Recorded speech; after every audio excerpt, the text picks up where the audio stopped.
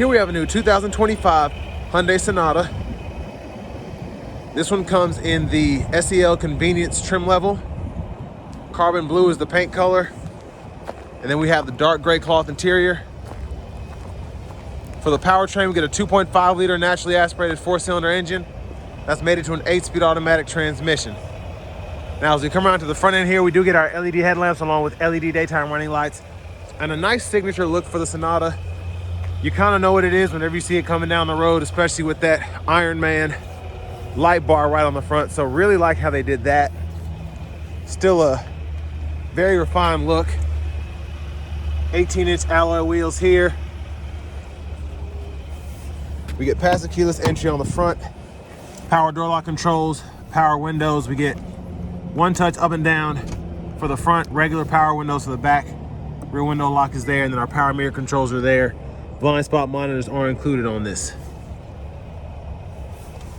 Electronic parking brake, trunk release, traction control, hood release. You get a manual tilt, telescoping steering wheel. And there's the power driver's seat with two-way power lumbar support. Huge thanks to Hyundai of Cool Springs for allowing me to review this Sonata today. I'll leave a link below in the description. And if you're looking to find the best price on something closer to home, click on that second link down below. It takes a minute to fill out your information. I'll make sure the local dealers are fighting to get you the best price on whatever new vehicle you might be interested in. But I have the seat up front adjusted for someone of my size, being 6'3" with longer legs. So we're gonna check out the rear passenger room. So not bad space back here at all, even with the panoramic roof. My head is just, the top of my hairs are barely touching the roof line here. So very impressed by the space. Legroom is phenomenal. Seat back pocket on that side. 2 USB-C charge ports, which is great. View of the front from back here. That's the sunshade. And then cup holders right in that middle seat. I like that we get the nice, bright, expensive dome lights in the back as opposed to the yellow ones. And then your child locks can be adjusted right there. There's a fuel cap. Coming around to the back end, it's a little dirty back there, so I apologize, but we do get LED tail lamps. And again, love the light bar on the back as well. Cargo space there. Pretty good sized trunk in my opinion. A lot of mats and a roadside kit, first aid kit, all of that is back here. And then underneath all of that, you have your spare tire, and the wheel locks are there as well. But you can pull these from the back to release the rear seats, to fold those down, and I'll show you how that works here in a minute. There's the exhaust under there. And sorry for the highway noise and road noise, it's freezing out here. Or wind noise, I mean. You get rear side airbags, and then that releases, pretty much folds flat. And then your top tethers are on the top there, and your anchors for the car seats are back here. And I love how you can just push that in as opposed to having to take off a plastic piece. That was really smart.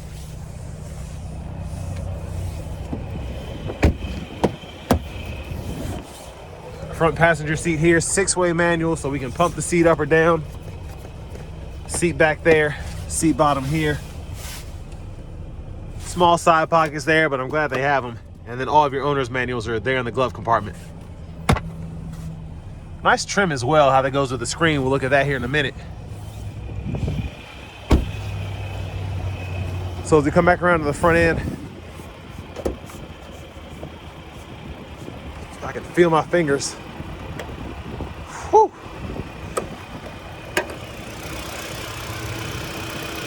There's that Smart Stream 2.5 liter 4-cylinder.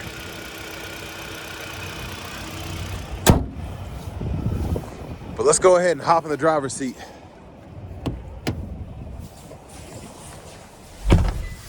Oh, that is much better. All right, so we get a leather wrap steering wheel here. There's the horn sound. Over here to the radio. We do get the navigation system included, which I like. Type in destinations, set up your homework, all of that. And then for the media, we get AM, FM, XM, along with Bluetooth audio. We also get wireless Apple CarPlay and Android Auto compatibility standard, which is great.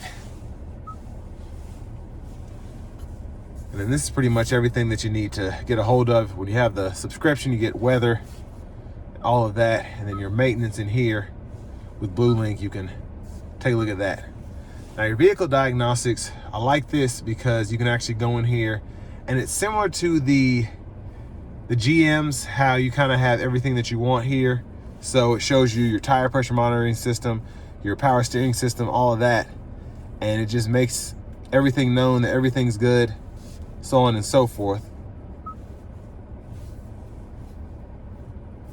And then your settings here, vehicle settings, you can control the driver assistance, convenience, all of that.